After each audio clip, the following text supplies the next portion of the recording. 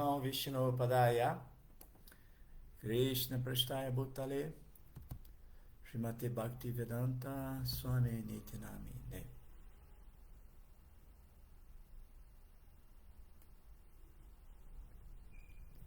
Jai Sri Krishna Chaitanya Prabhu Nityananda Shri Advaita Gadadhara Shvasari Guru Bhakta Vrinda Hare Krishna Krishna Krishna Hare Hare Hare Rama Rama Rama Hare Hare. Bom dia você que acompanha a ISKCON Rio. Eu sou o Mahaprabhu Kripadasa, vou estar dando início agora então à leitura do Srimad Bhagavatam, terceiro canto, capítulo 5, intitulado Conversas de Vidura com Maitreya.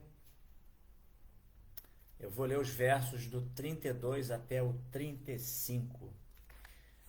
São vários versos porque são significados bem pequenos de Srila Prabhupada. Bom dia, Demas, seja bem-vindo. Beleza, irmão? A Demas já acompanhando aqui pelo nosso Instagram, também o pessoal aqui no Facebook. E vamos lá nessa leitura de hoje. Om Namo Bhagavate Vasudevaya. Om Namo Bhagavate Vasudevaya. Om Namo Bhagavate Vasudevaya. Narayana Namaskritya Naranchaiva Narottamam Devim Saraswatim Vyasam Tato Jayam Udiraye.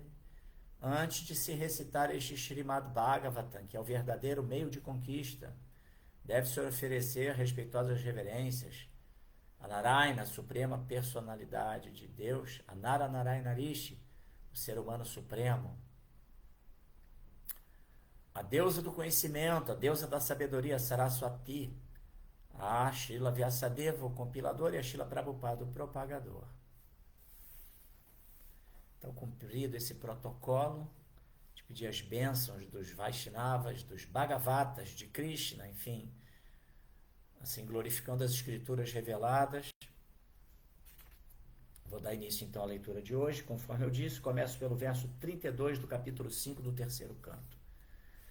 Tamaso Bhutta Sukshmadir Yatankam Lingam Atmanaha. Esse primeiro verso tem só duas linhas. Tá? Tamasaha, do modo da paixão. Bhutta Sukshmadir, objetos sutis dos sentidos. Yataha, dos quais. Kam, o céu. Lingam, representação simbólica. Atmanaha, da alma suprema. Tradução, depois o significado dados por sua divina graça, Bhaktivedanta Swami Srila Prabhupada, Jai Srila Prabhupada. O céu é um produto do som, e o som é a transformação da paixão egoísta. Em outras palavras, o céu é a representação simbólica da alma suprema. Vou ler logo o significado. Jai Srila Prabhupada. Nos hinos védicos é dito: Etasmadatmana akashaha sambhutaha. O céu é a representação simbólica da alma suprema. Aqueles que são egoístas na paixão e na ignorância não podem fazer ideia da personalidade de Deus. Para eles, o céu é a representação simbólica da alma suprema.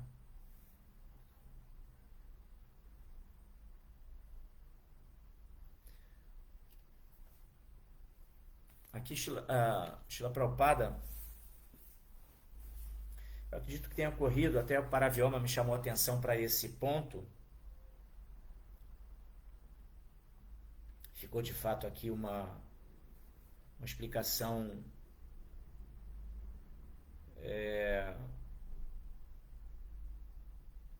não exatamente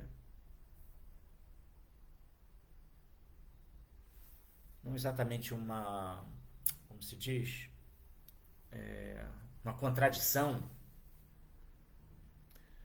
mas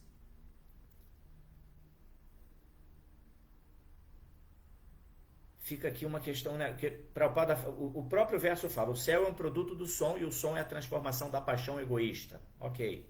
Em outras palavras, o céu é a representação simbólica da alma suprema. Ok. Tá? No sentido de que, como tudo emana de Krishna, tudo é manifestação de Krishna, então a refulgência de Krishna, né, que é seu aspecto impessoal, ou simboliza, pode-se assim dizer. Mas aí Prabhupada menciona, né, que aqueles que são egoístas na paixão e na ignorância não podem fazer ideia da personalidade de Deus. Perfeito, porque a pessoa se coloca como centro, se desvincula totalmente do Ser Supremo, compreendendo a sua natureza constitucional como parte integrante de Deus. E depois Prabhupada fala, para eles o céu é a representação simbólica da alma suprema. Creio que pode ter acontecido algum equívoco na hora da tradução e de fazer a transcrição dessa tradução. Vamos lá para o verso seguinte. É o 33. Kalamayam sayogena bhagavad vikshitam nabaha nabaso nushritam sparsham vikurvam nirmane nilam. Tradução. Depois disso, vou lá fazer a palavra por palavra, né? Vamos lá. Kala, tempo. Maya, energia externa. Amsha yogena, parcialmente misturada. Bhagavat, a personalidade de Deus. Vikshitam, lançou o seu olhar. Lançou o seu olhar para. Nabaha, o céu. Nabashaha, do céu. Anushritam, sendo assim contatado. Sparshan, tato.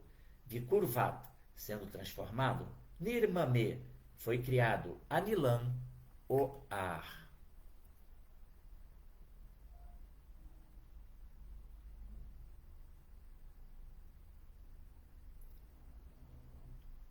Então, agora sim a tradução. Depois disso, a personalidade de Deus lançou para o céu o seu olhar, parcialmente misturado com o tempo eterno e a energia externa. E assim desenvolveu-se a sensação do tato, da qual foi produzido o ar do céu. Significado. Todas as criações materiais ocorrem do sutil para o grosseiro. Todo o universo desenvolve-se desta maneira. Do céu desenvolveu-se a sensação do tato, que é uma mistura do tempo eterno, a energia externa e o olhar da personalidade de Deus. A sensação do tato transformou-se no ar, no céu. Analogamente, todas as outras matérias grosseiras também se desenvolveram do sutil para o grosseiro. O som transformou-se em céu. O tato transformou-se em ar.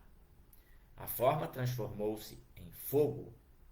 O gosto transformou-se em água. E o cheiro transformou-se em terra.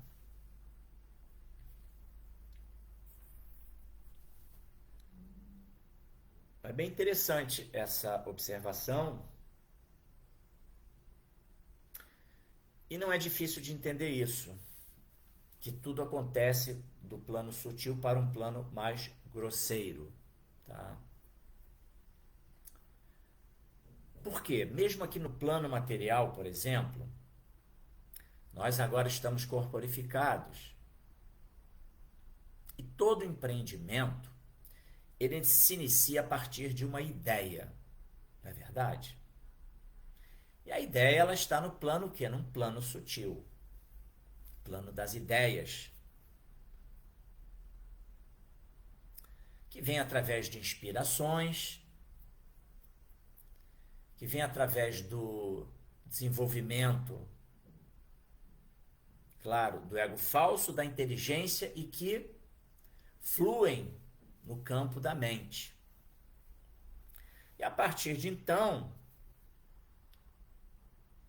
a gente vai, através do empreendimento, utilizando as ferramentas do corpo material, as suas potencialidades, a gente vai executar essa ideia. E essa ideia só é executável em virtude do fato de que ela, primeiramente, existiu num campo sutil de existência. Ficou meio redundante, né? Existiu num campo sutil de existência. Existiu num campo sutil. Tá? Então, essa é algo assim que é bem claro, que demonstra como que tudo se inicia de um plano sutil, uma energia mais sutil para uma energia mais grosseira. Tá? A gente sabe, como Krishna revela na Bhagavad Gita, Hansarvasya Prabhavo Matasarvam Pravaratate Iti Matva Bhajanteman Buddhabhava Samanvitaha. Krishna se revela como fonte de geração Sarvasya Prabhavo, de tudo, né, dos mundos materiais e espirituais. Ele fala, tudo emana de mim. Mas a gente sabe que o mundo material é um reflexo pervertido do mundo espiritual. O plano do absoluto, que é um plano espiritual, ou seja, muito mais sutil do que esse plano grosseiro, dele se reflete pervertidamente o mundo material. Então, é mais uma evidência exatamente desse fato, né? Que uma energia mais sutil dela pode surgir uma energia mais grosseira. Seu desencadeamento a partir daí. Conforme eu falei, primeiro tem uma ideia, para depois ela ser executada. E nós estamos estudando aqui exatamente o meio técnico através do qual Krishna manifesta todo esse plano de existência material, os desdobramentos, a partir de onde começa esse desdobramento. E aqui Prabhupada, ele menciona, né? O som transformou-se em céu. É o princípio do Om, que também é confirmado pelo conceito bíblico, que fala que no princípio de tudo foi o verbo. Exatamente no sentido, o verbo no sentido da expressão, do som. Através do som é que dá início, então, a toda criação material. Do som surge o céu.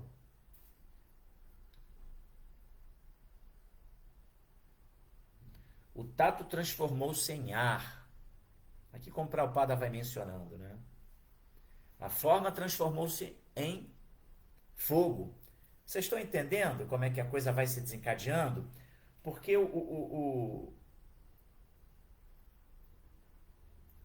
a partir do momento que tem a demanda da forma física,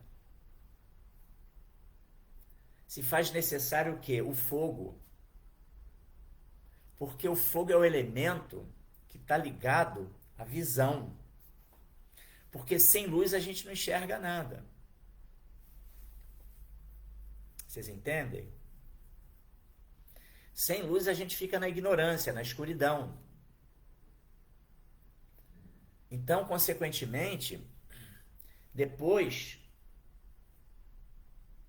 o gosto transformou-se em água, porque a água é aquele elemento que vai transportar os gostos. E o cheiro transformou-se em terra, porque sem o elemento terra, é ele que é a base para os aromas. Até interessante que quando chove, a água da chuva cai na terra, quando a gente está em localidades assim, mais do campo, né, mais ermos, então sobe aquele aroma da terra, agradável demais. Isso é uma forma ilustrativa de como que tem essa ligação do aroma com o elemento terra mais grosseiro. Mas enfim, o fato é que esse desdobramento da energia material se dá dessa forma, né? Aqui no caso, Prabhupada menciona o som transformou-se em céu, a gente pode dizer também no éter, porque a gente sabe que o som se propaga no éter. Depois, dentro do espaço fica o quê? A camada do ar, que deriva da demanda do tato. E aí vai, né? E sim, de um elemento mais sutil para um elemento mais grosseiro.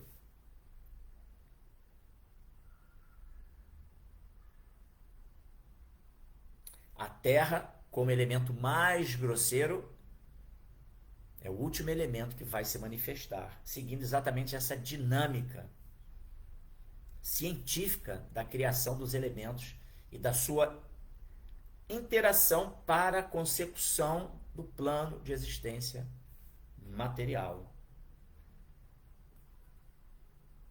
Normalmente a gente fala, né, os elementos grosseiros, os 5 elementos grosseiros: terra, fogo, água, fogo, ar e éter.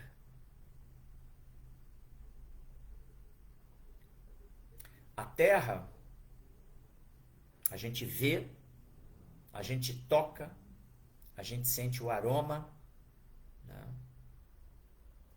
Ou seja, mais densidade. Depois vem o ar.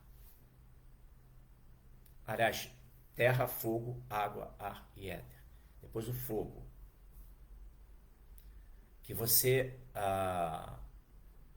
ele já é um elemento que você enxerga ele. Não é isso? Eu estou falando na sequência certa? Acho que sim, né? Exatamente. Terra, água, fogo, ar e éter. Perfeito. Minha primeira versão é que é correta. A água, você toca a água. E você pode sentir a água, o gosto. Quer dizer, a água não tem gosto, né? Todo mundo fala isso. Mas é interessante que Krishna fala na Bhagavad Gita que eu sou o sabor da água. No sentido de que quando você toca a água, você tem a percepção do tato, né, da água, ainda que um elemento fluido. Você sente o sabor, ela é visível, mas não tem cheiro. Já é uma questão que já não tem o elemento cheiro. É inodoro o elemento água. Aí depois vem o fogo, que você enxerga ele. Mas é um elemento mais sutil do que a água. E assim por diante. Finalmente o ar, que você até sente o ar, né? Através do tato. Por isso que do tato surge o ar. E finalmente o éter, que é o elemento inicial, que é o primeiro elemento dos 5 elementos grosseiros, que deriva do som. Então, repetindo, né, o som, a gente sabe que o Om é a partir do mantra Om, essa sílaba, né, que vai então surgindo, que se dá início à criação da natureza material. E eu volto a dizer, conforme é também explicado pelos ensinamentos bíblicos que fala no início, foi o verbo. Tá? Então vamos lá. Vamos para o verso 34. Sim, eu mencionei o Aham Sarvasya Prabhavo, onde Krishna fala ele como fonte de criação de tudo, mas vale a pena também a gente trazer aqui uma outra evidência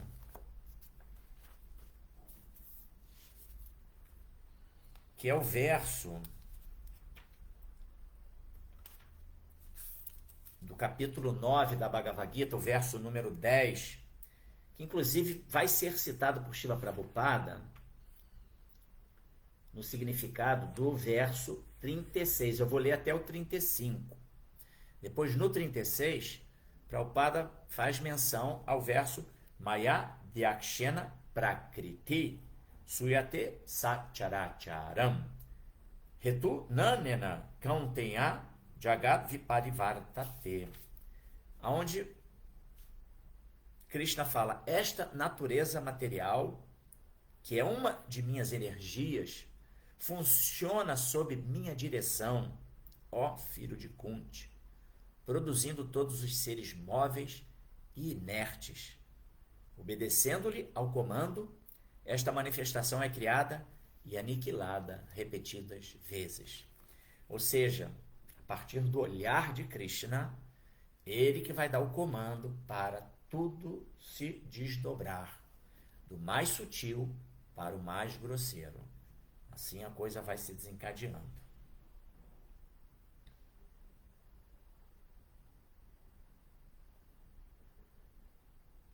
Prabhupada fala aqui no significado desse verso, do Bhagavad Gita, esse que eu acabei de ler, né? Maya Dyakshena Prakriti Suyate Sacharacharam.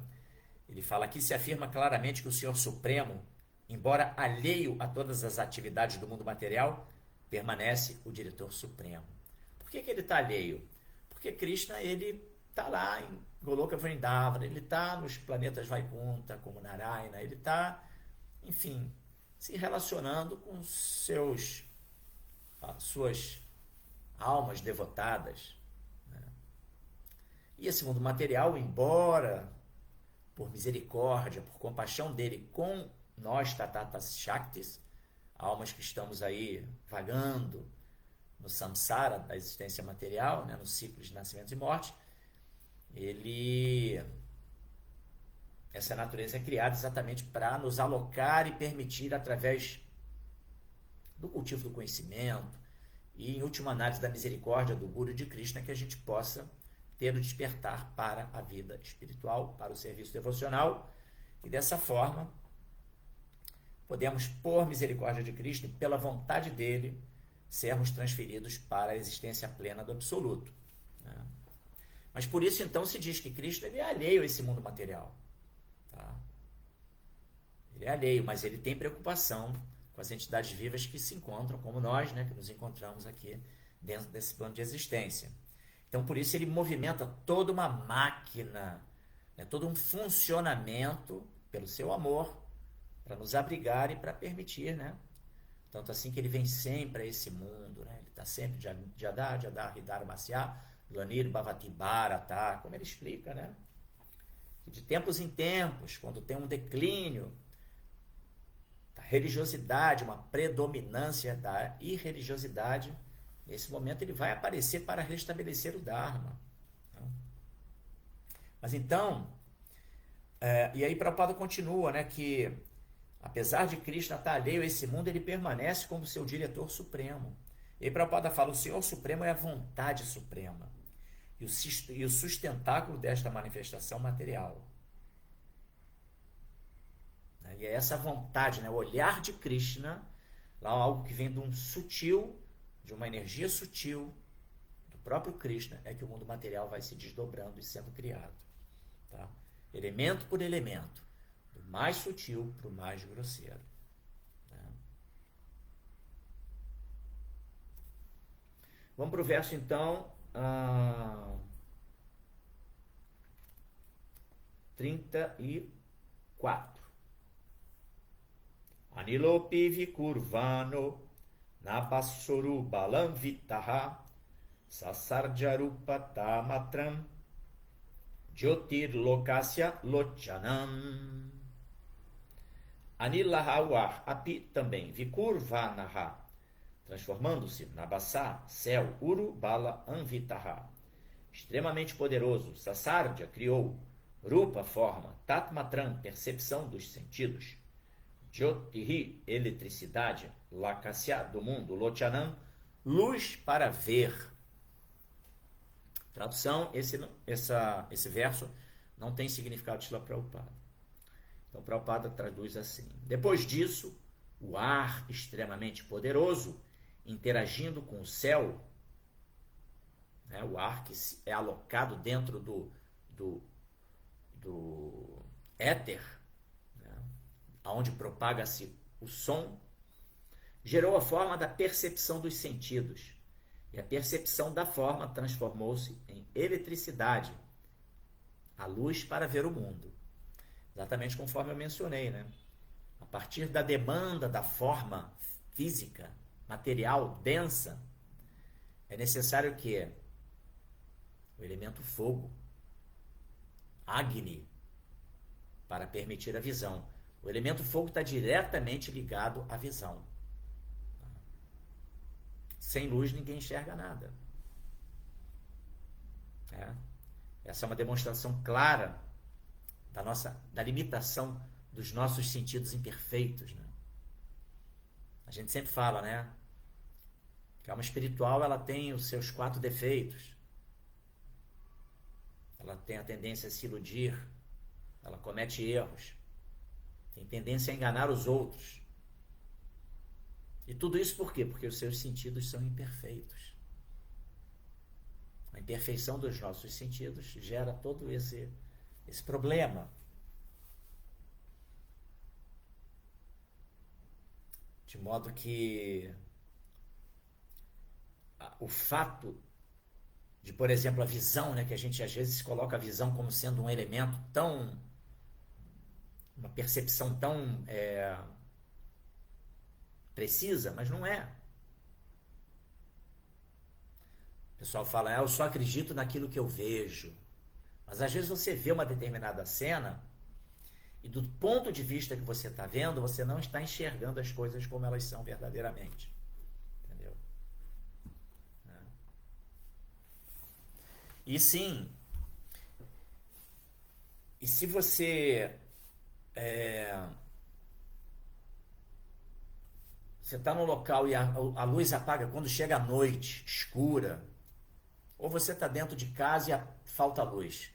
Acabou, você não está enxergando mais nada. O sentido da visão é muito limitado também. Ou seja, uma função sensorial imperfeita.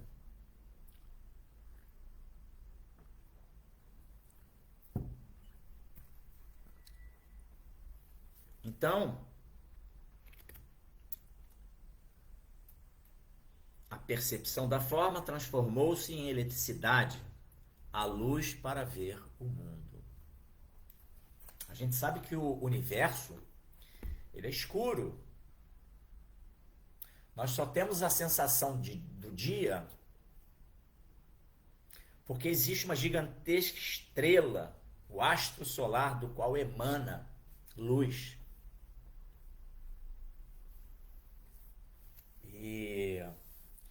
E essa luz, o Agni, né, o fogo,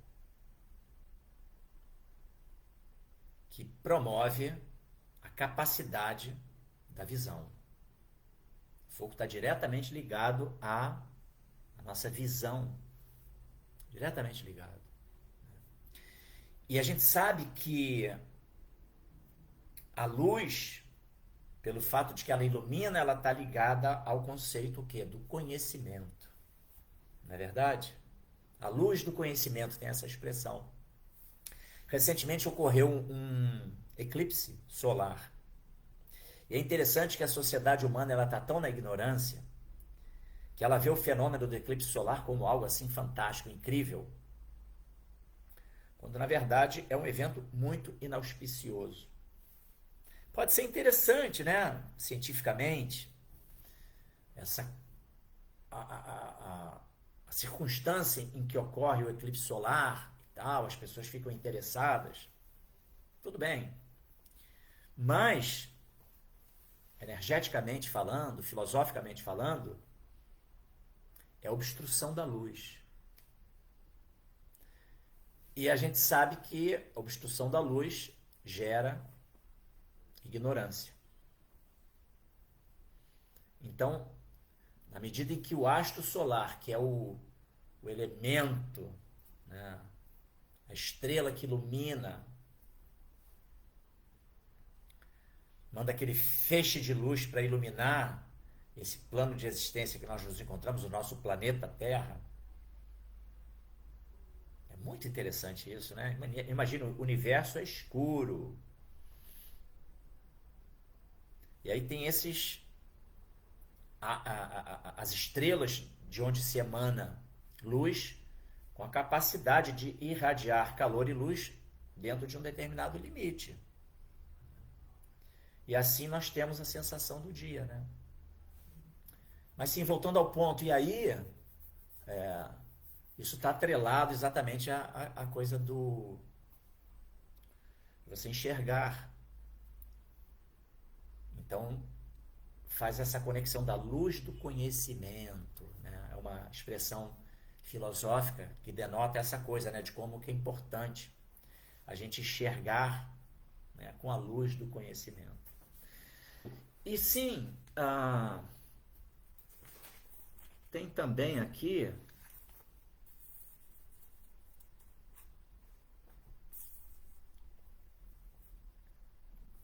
eu separei aqui também da Bhagavad Gita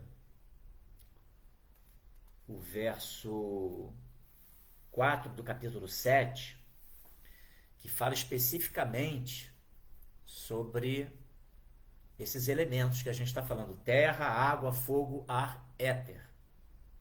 Mente, inteligência e falso ego.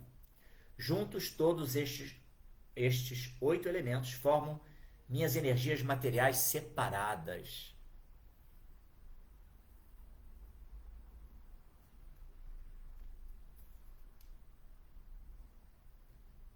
É o Bhumirapo Nalovayu Kanmano Budir Evacha Ahankara Ikyame Bina Prakritir Ashtada. Terra, água, fogo, ar, éter, mente, inteligência e falso ego. Juntos, todos estes 8 elementos formam minhas energias materiais separadas. Aí aqui a explicação de Krishna é inversa, né? Do mais grosseiro para o mais sutil. Então a gente sabe que a nossa constituição, ela contém esses 5 elementos grosseiros, né? O nosso corpo, ele é constituído de terra, água, fogo, ar, éter. Depois existe o 6º elemento, mente, conhecido também como 6º sentido. Na verdade, é a central dos sentidos. Acima, tá, a inteligência. Krishna explica muito bem isso, né? Que existem os elementos grosseiros, depois tem os sentidos, depois tem a mente. Acima da mente, superior à mente, está a inteligência. A inteligência que é o elemento que capacita o controle da mente.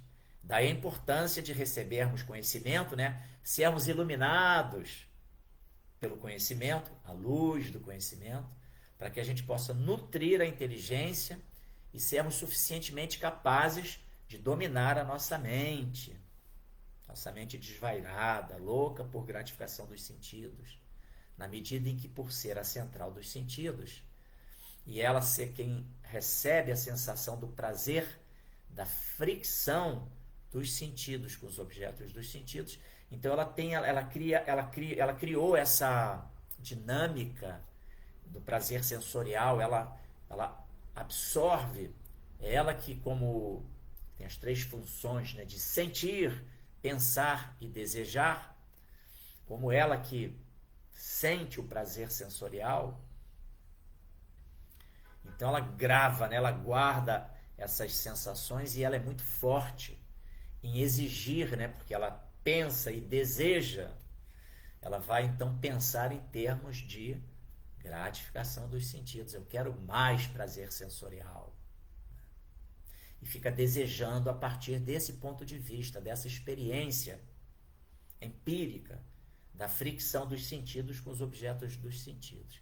Então, se nós não tivermos uma inteligência refinada, iluminada pelo conhecimento, a gente vive na condição de godaças, que são servos da mente. servindo a mente, que está sempre propondo cultivo de prazeres sensoriais. E a gente fica então nessa condição, godasas, servos da mente. Quando devemos procurar nos colocar numa condição de Goswamis, senhores dos sentidos, ou seja, que temos capacidade de controlar nossos sentidos, nossas funções sensoriais. Né? Então, depois da mente vem a inteligência, né? A inteligência é superior à mente, e Sanatana Dharma Hare Krishna, estou vendo aqui que você entrou, mandou reverências, aceite as minhas, e como muito bem dito, todas as glórias são para Srila Prabhupada. E aí depois da inteligência, o ego falso, que é um elemento mais sutil ainda, que é aquele que vai gerar a nossa identificação com esse mundo. Então fomos lá, né? Terra, água, fogo, ar, éter. Energias separadas de Krishna, materiais que constituem tudo que é matéria. Os seres animados e inanimados. Aí depois vem os seres animados, eles já vão ter o quê? Mente, inteligência, ego falso. Ah, mas os animais não têm inteligência. Tem sim. Outro dia eu vi um vídeo de um pássaro literalmente costurando o seu habitat. Ele pega várias folhas e com seu bico ele fura as folhas e pega fibras de plantas e vai literalmente alinhavando tudo e construindo o seu lar. Aí você me diz que esse animal não tem inteligência? Francamente, né? Não existe assim nenhum...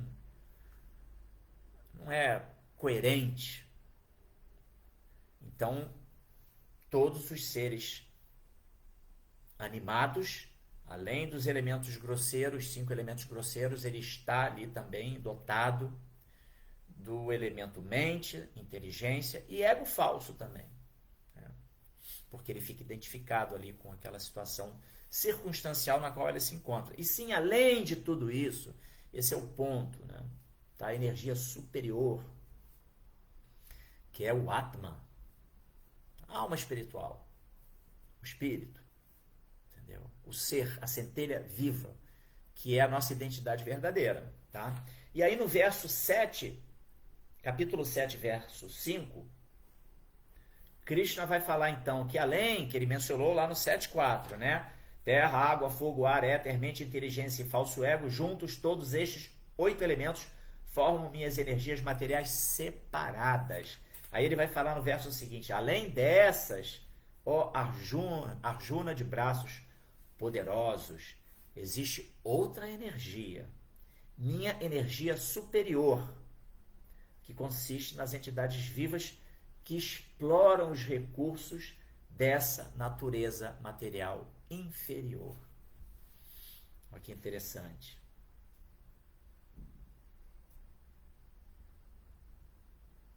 Somos nós. Estamos aí perdidos, né? Náufragos no universo, no oceano da existência material. Nem tanto, porque agora a gente está se abrigando, né? Estamos nos abrigando em Srila Prabhupada, que é o Jagadguru, o guru do mundo todo. Prabhupada propiciou essa revolução espiritual,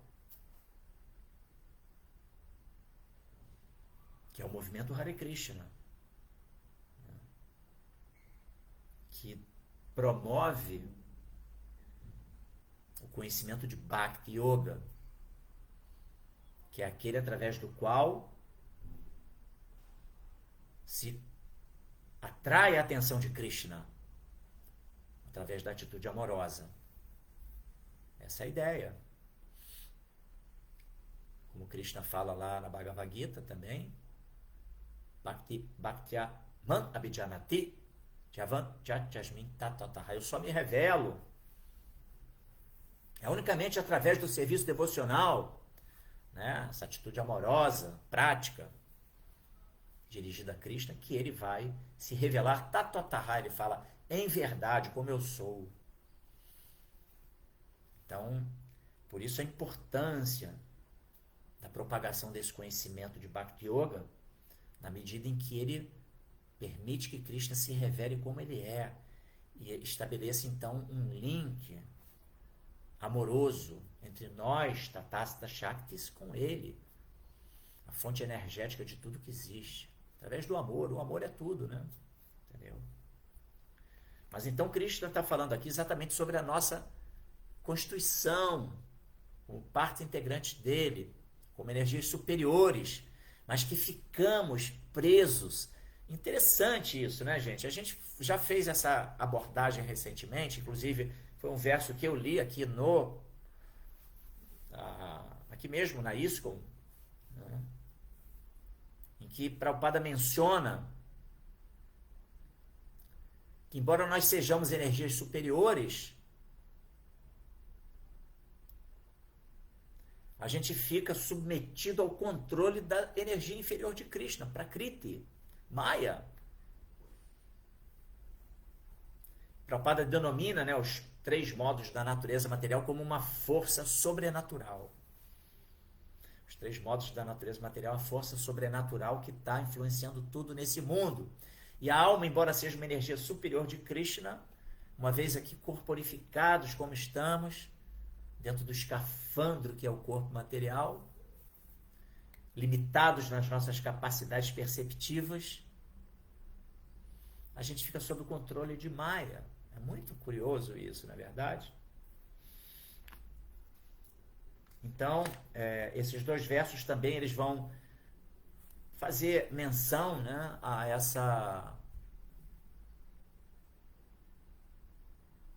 aos elementos que formam toda essa energia material, destacando o Atma, a alma espiritual, a centelha viva, o espírito, como sendo superior. Né? É a nossa verdadeira identidade. E aí vamos para o verso, então, 35.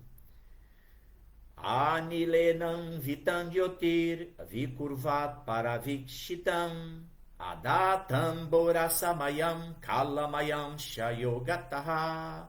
Anilena, pelo ar, Anvitam, interagiu, Jyotirhi, eletricidade, Vikurvat, transformando-se, Paravikshitam, o Supremo lançou seu olhar para ele.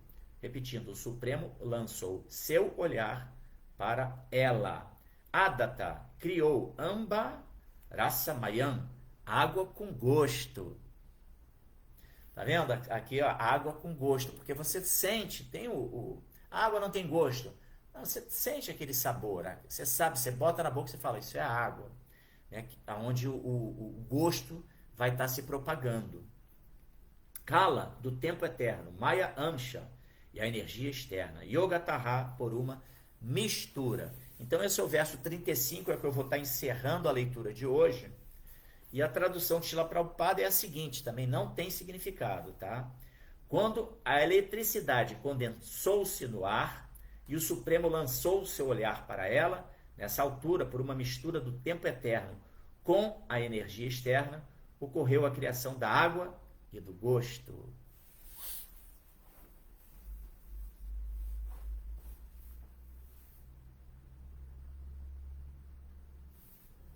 Então, o verso seguinte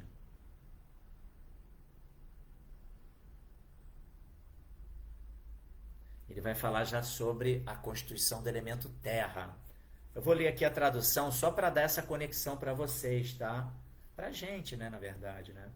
Depois disso, esse é o verso 36, tá? Ele não está dentro do escopo da minha leitura de hoje, mas só para poder fechar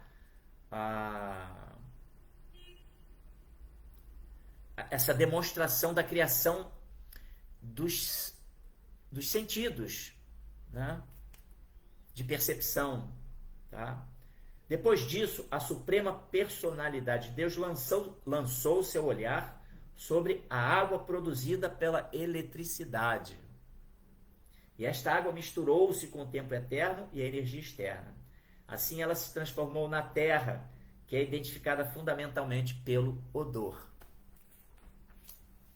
Aquilo que eu mencionei durante aqui a explanação de hoje, quando chove, a chuva cai na terra e levanta aquele aroma. Sobretudo quem já teve experiências no campo sabe muito bem disso, né? Mesmo aqui na cidade, em determinadas localidades que tem alguma vegetação, alguma natureza ainda preservada, quando chove, sobe aquele aroma de terra, né? Misturado com vegetação, enfim, é um aroma assim bem peculiar.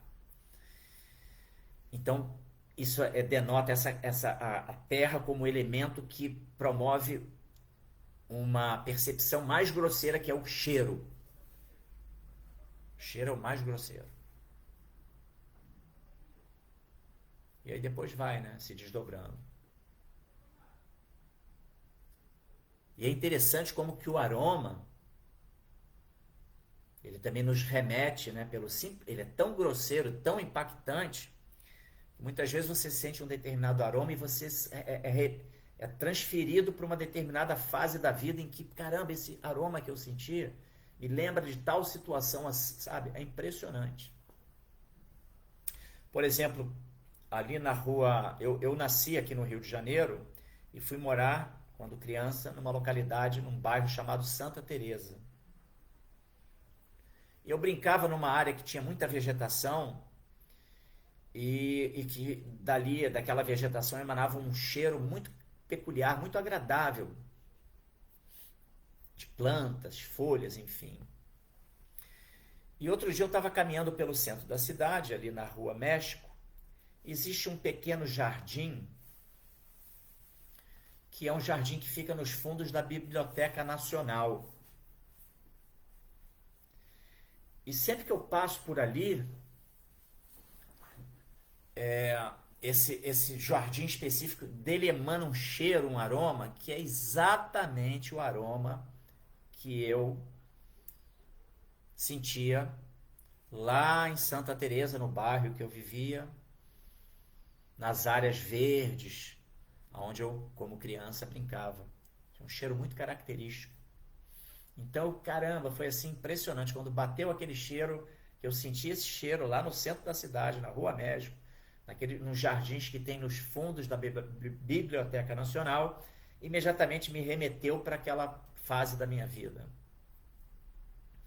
O cheiro é muito grosseiro, né? Ele tem faz esses links, entendeu? É bem interessante. Ok, gente? Então, uma leitura hoje bem técnica, né? Assim, muito... uma certa complexidade, tá? Mas que, resumidamente falando, demonstra o quê? Que tudo parte de um desejo. A existência material partiu do desejo de Krishna de permitir que nós, Tathastha Shaktis, que viramos as costas para Krishna, a gente tenha a oportunidade de se conectar com Ele. Tá? E sim, essa criação se dá a partir do desejo de Krishna, o pensamento de Krishna. Ou seja, do sutil, aspectos mais grosseiros vão se desenvolvendo. E como eu disse também, repito, talvez alguém que pode ter chegado depois, o mesmo se aplica aos empreendimentos no plano de existência material, que tudo parte primeiramente de uma ideia. Uma ideia é um pensamento. O pensamento, ele vai estar alinhado a um desejo que é assim, promovido pelo nosso ego falso, pela inteligência, que vai então executar, né? Aquilo flui no plano da mente, do pensamento, E a partir daí você vai poder usar os mecanismos, as ferramentas mais grosseiras do próprio corpo material, né? O poder das mãos, o poder, enfim, dos mecanismos materiais, com os elementos materiais, e solidificar aquele pensamento. Então, isso também é uma maneira que explica de forma bastante didática, tá? Bem assim, sensata, né? Bem clara, que para qualquer execução de um empreendimento material, tudo se inicia, primeiramente, lá num plano mais sutil. Perfeito? Acho que dá para ficar por aqui. Eu vou ver se você comentou alguma coisa, você que está aqui no Facebook, você também do Instagram. Pessoal do Insta, eu já vi que hoje não tem muito comentário. Deixa eu ver aqui no Face. Rony Pillai, Hare Krishna. Sérgio Azevedo também mandou um Hare Krishna. A Salmi Arupi também mandou Hare Krishna. Então, Hare Krishna para todo mundo. E aqui já tem o Marcelo Magalhães, sempre trazendo questões bem interessantes. E ele fala assim, as dualidades desse mundo material... Não, desculpem, as dualidades desse mundo que geram os polos elétricos positivo e negativo, quando se equilibram, formam a luz. Como então não ver as energias negativas como inimigas? E sim, estudar como equilibrá-las? Como então não ver as energias negativas como inimigas? Não, sem dúvida, nós devemos nos estabelecer, Marcelo, como Krishna explica no Bhagavad Gita, né? Nos elevar ao modo da bondade, tá? Quando você se eleva ao modo da bondade, você interage com energias muito mais brandas, auspiciosas, edificantes. E você consegue desenvolver uma capacidade de autocontrole. Você fica numa condição mais equilibrada. Você usou aqui o termo assim, estudar como equilibrá-las. Então, todo o sistema de Bhakti, ele parte do princípio de que nós precisamos sim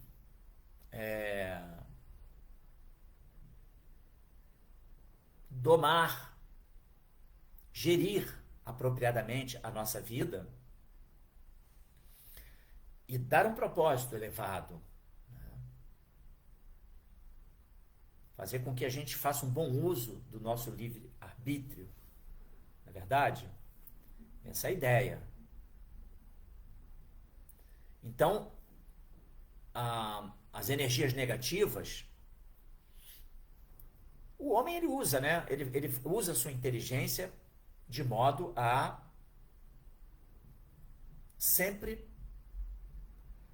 promover avanços para evitar a influência negativa, energética. Em vários aspectos, tá? Mas o ponto é que uma coisa é nós tentarmos direcionar nossa vida com positividade. Eu não entendi muito bem a sua questão. Estou aí lucubrando aqui para tentar chegar onde eu entendi do que você mencionou, Marcelo. Tá?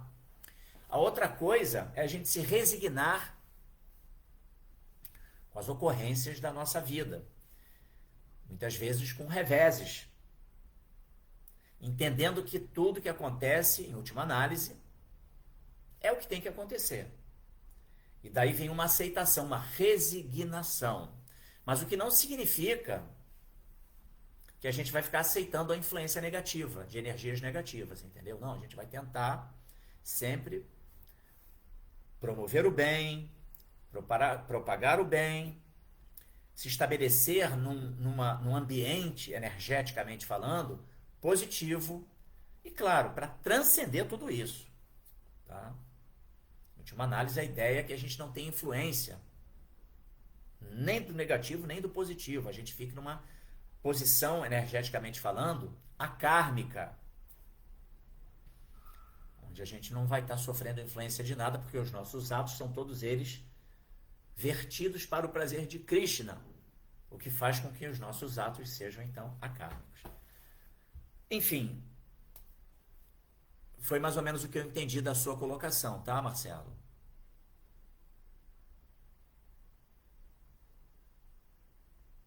Espero que eu tenha satisfeito aí essa sua indagação, tá bom? Hoje é sexta, final de semana chegando. Aqui o Sanata Dharma, eu já me reportei a ele. Não temos ninguém que comentou nada aqui hoje no Instagram, o pessoal está quietinho. E lembrando que final de semana está aí, nós temos o Festival Transcendental domingo, na ISKCON Rio Bhakti Center. Evento gratuito, todos são bem-vindos. E temos também, sábados e domingos, o Yoga para Todos às 10 da manhã, e vocês também estão convidados. O Yoga para Todos, a gente pede uma contribuição consciente mínima de R$20 para ajudar essa atividade também, ajudar o templo, as atividades do templo. E todos são muito bem-vindos, independentemente assim, da sua experiência na prática do yoga. É uma atividade exatamente para abarcar todo mundo, ainda que, eu nunca fiz aula de yoga. No problem, não tem problema nenhum. Vai lá que você vai curtir uma boa aula de yoga, sempre com uma turma muito legal que direciona nessa atividade de uma forma brilhante, bem bacana mesmo, tá bom? Vou ficando por aqui, um bom final de semana para todos vocês. Hare Krishna, Srila Prabhupada aqui, Jai.